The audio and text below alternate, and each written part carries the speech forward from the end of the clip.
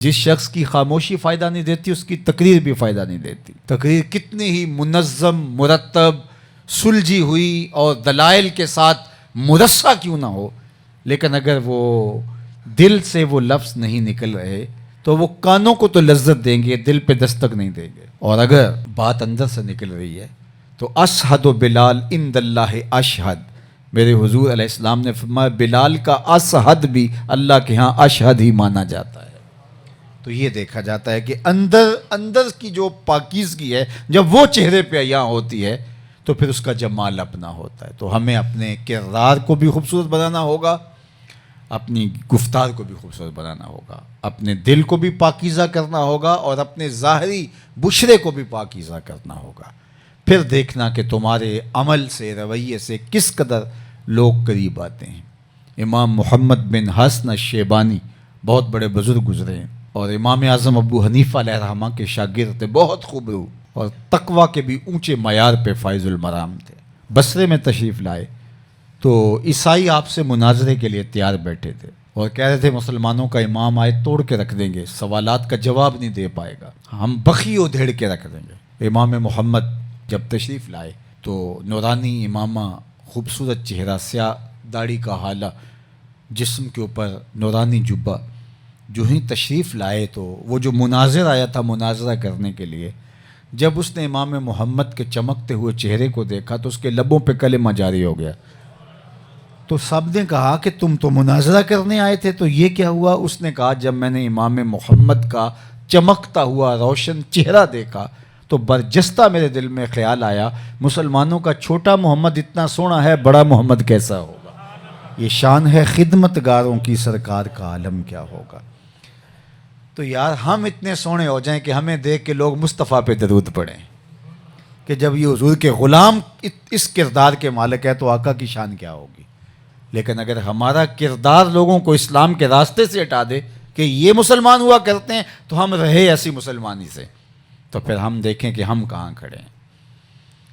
اس لیے آج مسئلہ یہ ہے کہ مسلمانوں کو پہلے مسلمان بننے کی ضرورت ہے.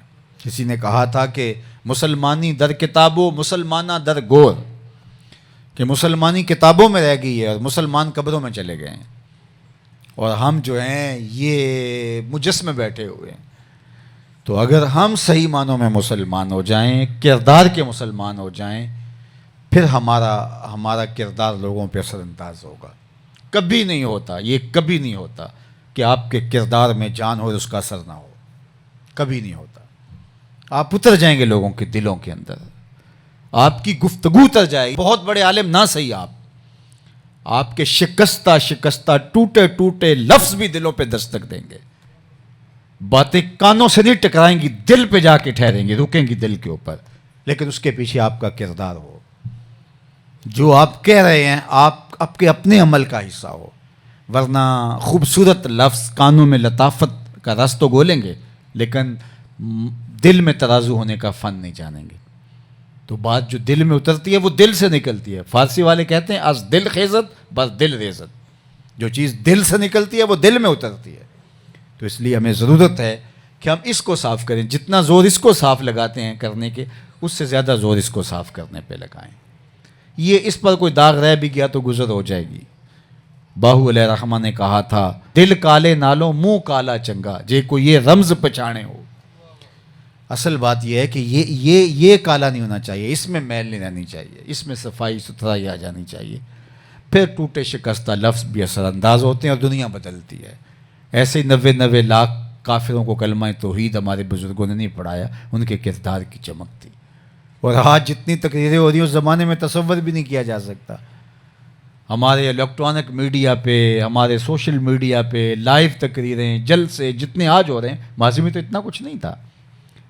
لیکن آج صرف کانوں کا تلذذ، لذت ہے کانوں کی، بس اس سے آگے کچھ نہیں ہے. باتیں اندر اترتی نہیں ہیں کیونکہ اندر سے نکلتی نہیں ہیں. تو جب خون جگر سے ڈوب کے لفظ آئیں گے تو پھر وہ دل پر پیوست ہوں گے اور من میں اتریں گے. اندر کچھ ہوگا کہ جو ہے وہ اندر کچھ اتر رہا ہے.